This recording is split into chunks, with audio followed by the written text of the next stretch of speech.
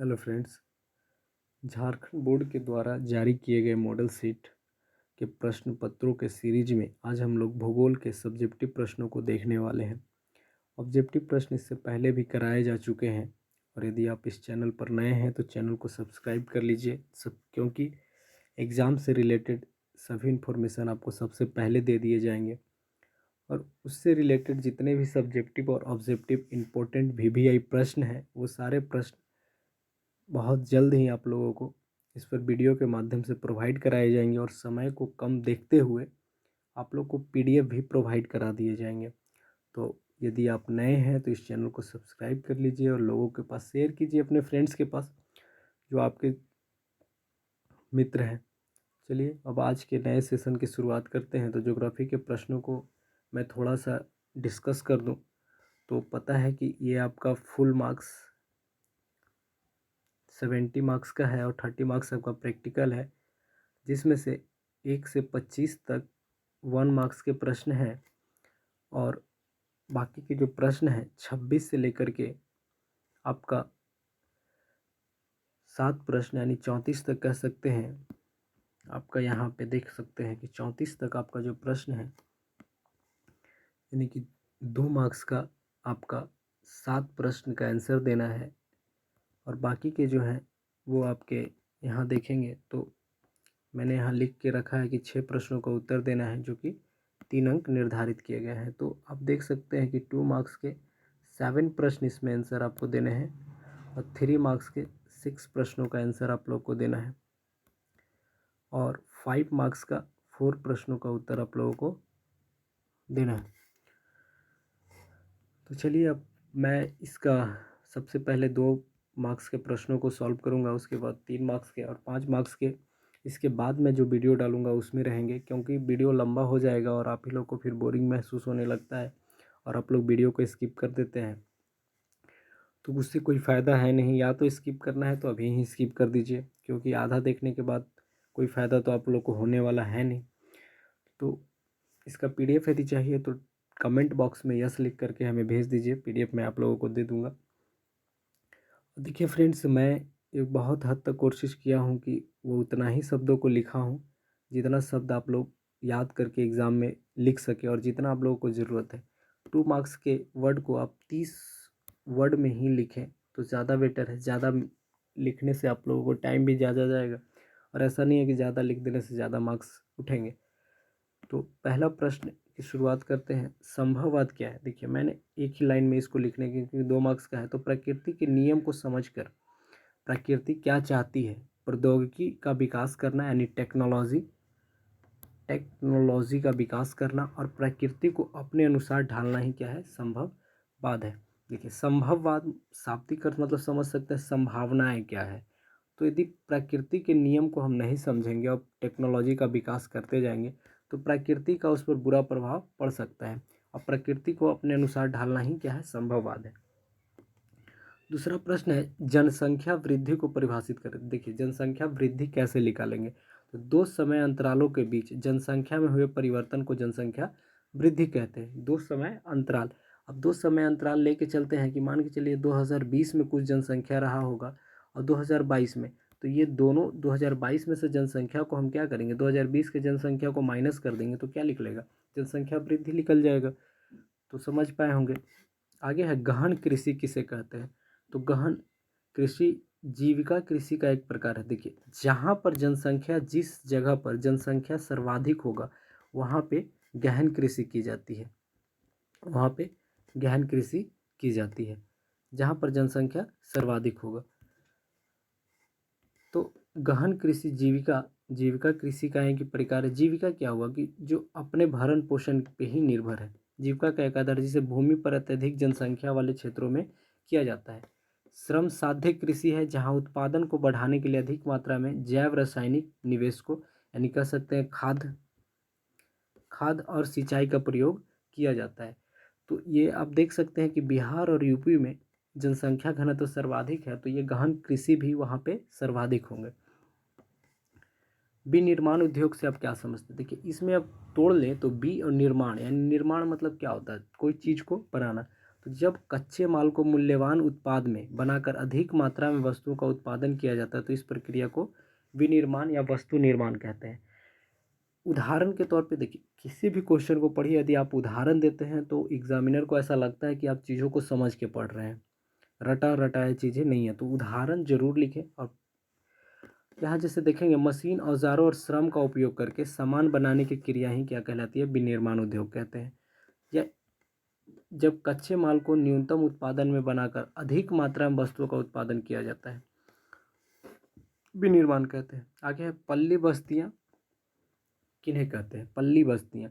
तो भौतिक रूप से एक दूसरे से पृथक बस्तियों को पल्ली बस्तियाँ कहते हैं। देखिए, जनरली ऐसा नहीं है, जैसे आप लोग देखेंगे तो बहुत जो टीचर्स हैं वो क्या करेंगे कि बहुत सारा लंबा चौड़ा स्टेटमेंट लिखा देंगे। एक नंबर में, मैं 2 नंबर में पूछता हूँ कि नंबर लंबा चौड़ा स्टेटमेंट का ज़रूरत ही क्या है?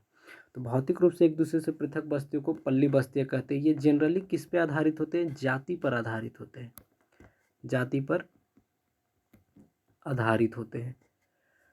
विभिन्न भागों में आगे है, इन बस्तियों को भारत में विभिन्न भागों में स्थानीय स्तर पर पन्ना, पूरब, पाडा, पाली, नंगला, बस्ती, ये इत्यादि के नाम से जाना जाता है। आगे है सतत पोषणीय विकास क्या है? देखिए, ये प्रश्नों को मुझे नहीं लगता है कि आप लोगों को भी समझने की ज़रूरत है, क्योंकि आप लोगों ने 10th में भी बहुत अच्छे से पढ़ा होगा। सतत पोषणीय यानी सस्टेनेबल डेवलपमेंट का अर्थ ही क्या हुआ कि सतत पोषणीय विकास एक ऐसा विकास है जिसके अंतर्गत भविष्य में आने वाली पीढ़ियों की आवश्यकताओं की पूर्ति को में ध्यान में रखकर पर्यावरण को बिना प्रभावित किए वर्तमान पीढ़ी द्वारा अपनी आवश्यकता की पूर्ति पर बल दिया जाता है। देखिए, डिफिनीशन से बहुत सारी चीज़ें नहीं समझ में आएंगी, तो इसको अपना राइटिंग में कैसे लिख सकते हैं? देखिए, जो भविष्य में आने वाली पीढ़ी है उनको भी ध्यान में रख करके हम पर्यावरण को बिना प्रभावित किए अपनी आवश्यकता पर पूर्ति पर बल दिया जाता है। कहने का अर्थ यही है कि मान के चलिए पेट्रोल है, पेट्रोल जिस तरह से लोग पेट्रोल का, कोयला का यूज कर रहे हैं वो आने वाले समय में क्या होगा? समाप्त हो जाएगा। तो ये भविष्य के लिए रहेगा? नहीं रह पाएगा। तो ये आपका सतत पोषणीय विकास नहीं है। दूसरा अर्थ में समझेंगे कि पर्यावरण को बिना प्रभावित किए। देखिए, ज़्यादा कोयला निकलेगा, ज़्यादा कोयला का यूज होगा, पेट्रोल का यूज होगा, तो पर्यावरण ऑटोमेटिक है कि प्रभावित होंगे। तो ये सस्टेनेबल डेवलपमेंट नहीं है। इसी के तहत हम लोग सस्टेनेबल डेवलपमेंट सीधे अर्थों में याद रखेंगे कि जिसके अंतर्गत भविष्य में आने वाली पीढ़ियों की आवश्यकता की पूर्ति में ध्यान रखकर पर्यावरण को बिना प्रभावित किए वर्तमान पीढ़ी द्वारा अपनी आवश्यकता की पूर्ति पर बल दिया जाता है। ऋतु प्रवास क्या है? तो ऋतु प्रवास एक प्रकार का पशुचारण है, खानाबदोश है। यह निश्चित गर्मी और सर्दियों के चारागाहों के बीच पशुधन की मौसमी आवाजाही है। ऋतुओं के आधार पर पशुओं के साथ प्रवास करते हैं। पर्वतीय क्षेत्रों में इनका तात्पर्य गर्मी में उच्च चारागाह और सर्दियों में निचली घाटियों के बीच आवागमन से। देखिए, जनरली ऋतु ऋतु मतलब क्या? मौसम। अब यहाँ समझने का कोशिश किए, ऋतु ऋतु मतलब मौसम। तो मैं प्रवास मतलब क्या होता है? एक स्थान से हट करके दूसरे स्थान पर चले जाना, यही प्रवास है। तो जनरली हम लोग तो ऋतु प्रवास करेंगे नहीं, क्योंकि ठंडा हो या बरसात हो या गर्मी हो, हम लोग एक ही जगह रहेंगे। पर जो पशुचारण है, जो जिस व्यक्ति जो या जो जाति पशुचारण पे डिपेंडेंट है, वो क्या करेंगे कि ठंडे के दिनों में अलग, गर्मी के दिनों में अलग, बरसात के दिनों में अलग, ऐसे ऐसे करके वो अपना स्थान परिवर्तित करते रहते हैं। तो इन्हीं को क्या कहते हैं? ऋतु प्रवास। जनरली ये खानाबदोश या कह सकते हैं चरवाहे समूह होते हैं। चरवाहे समूह होते हैं जो गर्मियों के दिनों में पर्वतीय क्षेत्र में और ठंडों के दिनों में मैदानी भाग में आ जाते हैं। ऐसा क्यों होगा? देखिए, पर्वतीय क्षेत्रों में ठंड बहुत ज़्यादा पड़ेगी, इसीलिए वो क्या करेंगे? मैदानी भाग की ओर अग्रसर होंगे। अगला है व्यापार संतुलन से क्या तात्पर्य है? देखिए, संतुलन, बैलेंस, बैलेंस समझिए। एक तराजू देखते होंगे तो उसमें बैलेंस क्या है कि दोनों साइड इक्वल हो। दोनों साइड इक्वल होगा तो वो बैलेंस्ड कहलाएगा। तो यही है कि किसी भी देश के निर्यात और आयात में अंतर व्यापार संतुलन है। ठीक है, कितना निर्यात हो रहा है और आयात और निर्यात का जो अंतर होगा वही क्या कहलाता है? बैलेंस ऑफ ट्रेड बैलेंस कहलाता है। यानी एक चीज़ और, इसमें व्यापार संतुलन अनुकूल होने की स्थिति में क्या होगी? देखिए, भारत चीन दोनों व्यापार कर रहे हैं, दोनों देश एक दूसरे से सामान मंगवा रहे हैं, ले जा रहे हैं। पर यदि भारत सामान ज़्यादा भेजता है और चीन सामान हमारे यहाँ कम भेजता है, तो हम लोग क्या कर रहे हैं? निर्यात ज़्यादा कर रहे हैं। कि जब निर्यात ज़्यादा करेंगे और आयात कम करेंगे तो हम लोग का व्यापार संतुलन क्या होगा? प्रतिकूल होगा।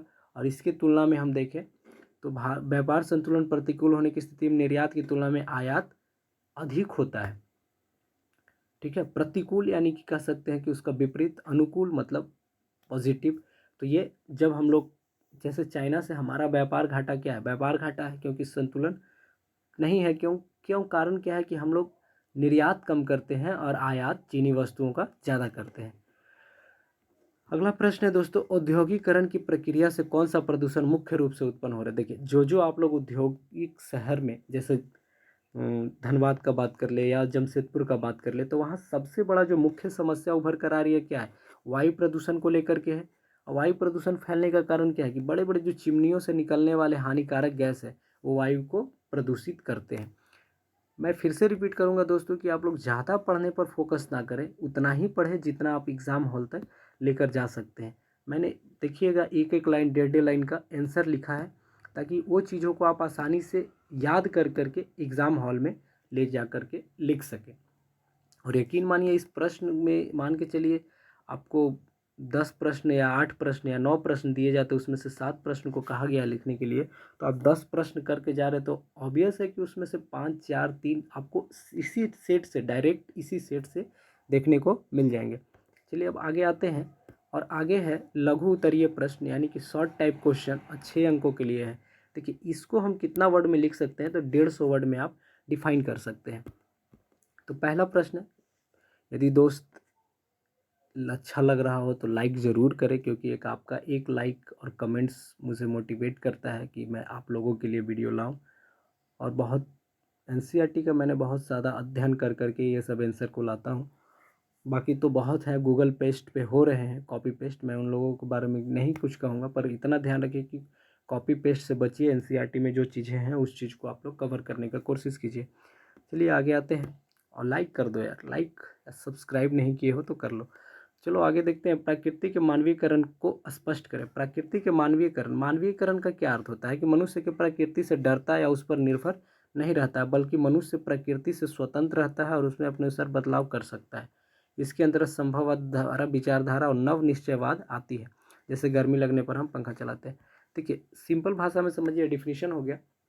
मानवीयकरण, पुराने समय में यदि बादल गरजता था तो लोग समझते थे कि भगवान गुस्सा गए हैं। तो इस तरह के बहुत ऐसे इंडिकेशन है जिससे प्राकृतिक से लोग डरते थे। तो प्राकृतिक से डरना नहीं, बल्कि कैसे उसके साथ संतुलन बनाया जाए और संतुलन बना करके उसके साथ कैसे सरवाइव किया जाए, यही सीखना क्या है, प्रकृति का मानवीकरण कहलाता है। आगे है जल परिवहन के 3 लाभ। देखिए सिंपल अर्थों में समझिए, मैं एक एग्जांपल लेता हूँ, वायुयान या सड़क यान का ले लो या रेल मार्ग का ले लो। देखिए इसके लिए जितना रोड बनाया जाता है उसके लिए ज़मीन, कंक्रीट, लेबर, उसके बाद रख रखाव, तो ये सब बहुत खर्च है। पर जल परिवहन क्या होगा, ये सब के लिए क्या समुद्र में ज़रूरत है रोड का बनाने के लिए, नहीं। तो जल परिवहन किसी अन्य मार्ग के निर्माण की सहायता नहीं होती है। जल परिवहन यातायात का सस्ता साधन है। जल परिवहन में एक साथ अधिक माल ढोया जा सकता है। देखते हैं क्रूज पर बहुत ज़्यादा माल को एक देश से दूसरे देश में या एक राज्य से दूसरे राज्य में पानी के जरिए, जैसे गंगा नदी पर जो परिवहन, जल परिवहन होता है उसके माध्यम से भेजा जाता है। जल परिवहन में रख रखाव बहुत कम खर्च होता है। क्या खर्च होगा, पानी में तो कोई रोड बनाना है नहीं, तो रख रखाव पे, बंदरगाह पे वगैरह, तो बंदरगाह तो आपको डेवलप करने ही पड़ेंगे ना, तो उसी पर जो खर्च है, बाकी ये सस्ता साधन है। तो उम्मीद कर पाए होंगे कि ये चारों पॉइंट आप लोग रट लीजिए। देखिए बहुत सिंपल साधारण भाषा में मैंने लिखने का कोशिश किया, बहुत ही, आप लोग पढ़ रहे तो आप लोगों को लग भी रहा होगा। आगे है, आकार के आधार पर उद्योग को कितने वर्गों में विभाजित किया जाता है। देखिए उद्योग को आकार के आधार पर, तो आकार के आधार पर उद्योग 3 भागों में बांटे गए हैं। कुटीर उद्योग, छोटे पैमाने के उद्योग, और एक हो जाएंगे आपके बड़े पैमाने के उद्योग। देखिए यहाँ पे कुटीर उद्योग, या दूसरा लिख सकते हैं मध्यम उद्योग,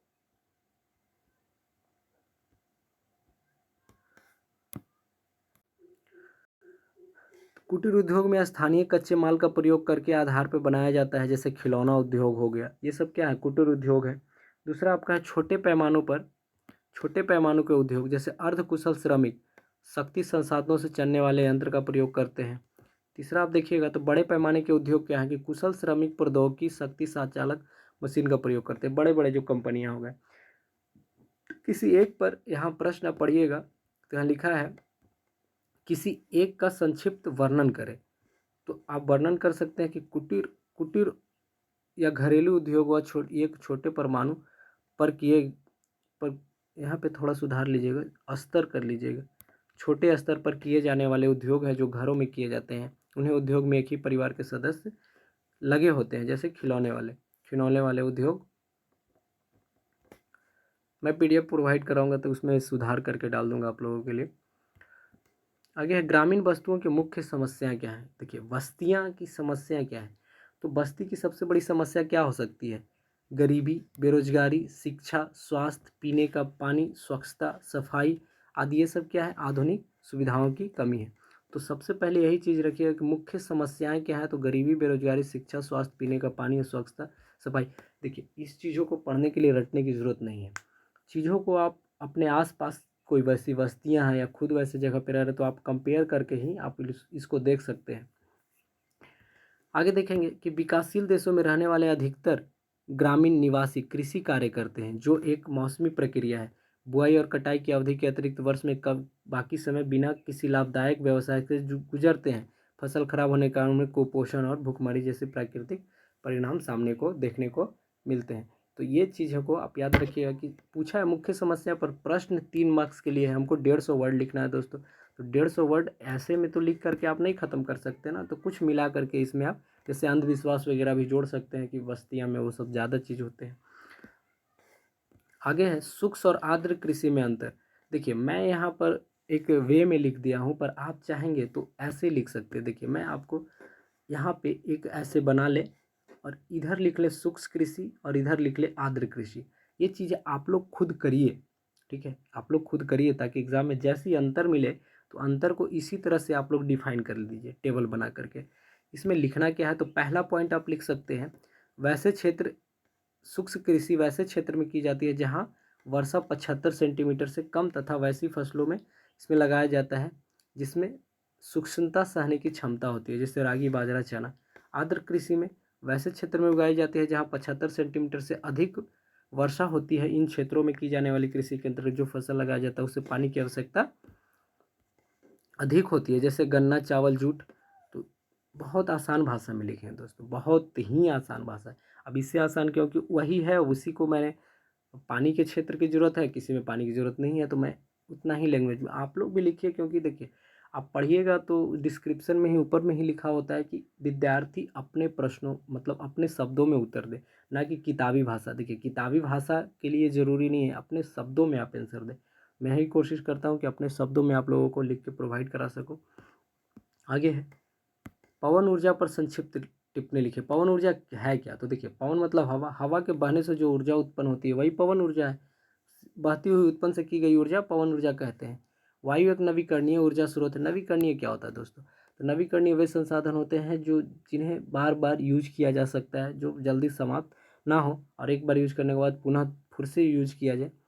तो पवन ऊर्जा बनने के लिए हवादार जगह पर पवन चक्कियां लगाई जाती है, जिसके द्वारा वायु की गति ऊर्जा यांत्रिक ऊर्जा में परिवर्तित हो जाती है और यांत्रिक ऊर्जा को जनित्र यानी जनरेटर की मदद से विद्युत ऊर्जा में परिवर्तित किया जा सकता है।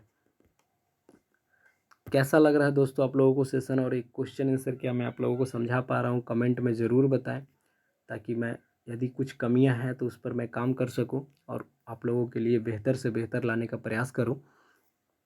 आगे है कृषि खनिजों के संरक्षण एवं प्रबंधन क्यों आवश्यक है। तो देखिए खनिजों के बनने में करोड़ों वर्ष लग जाते हैं। जिन तेजी से हम खनिजों का इस्तेमाल कर रहे हैं उसकी तुलना में खनिजों का पुनर्भरण प्रक्रिया अत्यंत धीमी है। ऑब्वियस है, कोयला, पेट्रोल जितना तेजी से हम लोग यूज कर रहे हैं वो तो बहुत जल्दी समाप्त हो जाएंगे और इनको बनने में पता ही है कि करोड़ों वर्ष लगते हैं।